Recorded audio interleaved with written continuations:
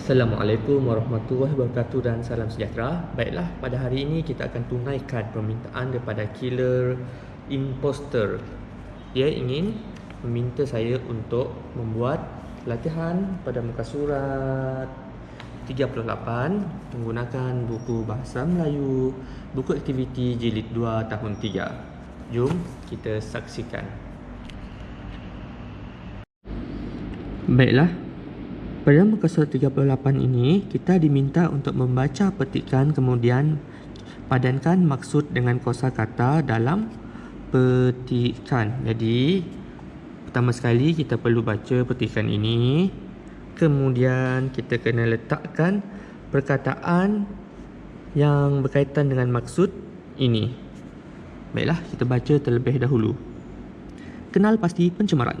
Kiran berjalan pulang dari sekolah. Dia ternampak air longkang berbusa. Dia hairan. Apabila tiba di rumah, dia terus melayari internet. Dia melayari laman sesawang Jabatan Pengairan dan Saliran, JPS. Dia membaca perihal punca pencemaran sungai. Berdasarkan maklumat tersebut, barulah dia faham bahawa air longkang yang berbuah itu berpunca daripada sisa air sabun yang berlebihan. Pada waktu petang pula, dia berbasikal di sekitar kawasan perumahannya. Dia mendapati bahawa ada sebuah kedai dobi dan pusat cucian kereta yang baru dibuka. Kiran mengeluh sendirian. Dia sedih kerana aliran air longkang tersebut akan terus ke sungai dan akan mencemarkan sungai. Dia mesti melakukan sesuatu agar sungai itu kekal bersih dan jernih. Baiklah, ini adalah petikan yang dibaca sebentar tadi. Sekarang kita lihat dulu perkataan dan juga maksud. Okey, kita tengok yang pertama. Berbusa, maksudnya berbuih. Okey. Perkataan pertama ini, berbusa ini terdapat pada perenggan pertama, iaitu di sini, berbusa. Jadi, apa yang perlu kita buat ialah kita baca terlebih dahulu maksud ini.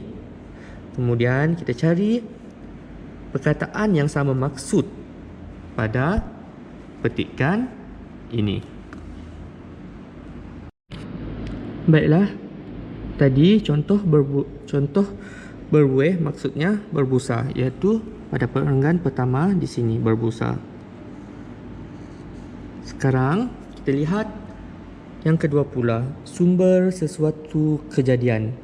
Jadi kita cuba cari di dalam petikan ini. Okey, kita lihat pada perenggan kedua.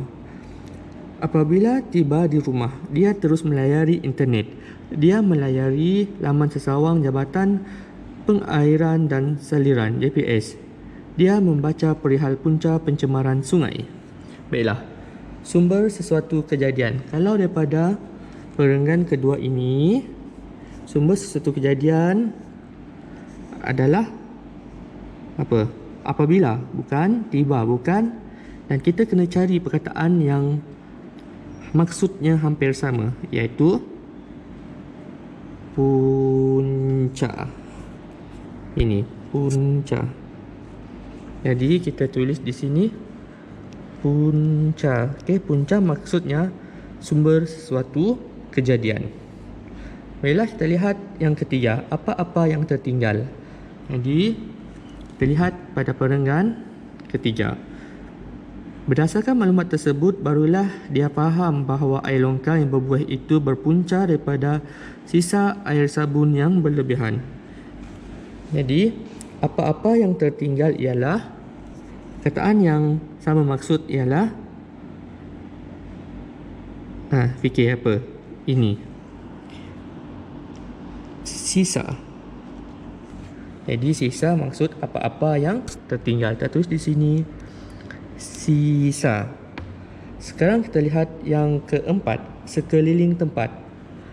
Baik, kita lihat pada perenggan keempat. Pada waktu petang pula, dia berbasikal di sekitar kawasan perumahannya. Dia mendapati bahawa ada sebuah kedai dobi dan pusat cucian kereta yang baru dibuka. Kita kena cari maksud sekeliling tempat.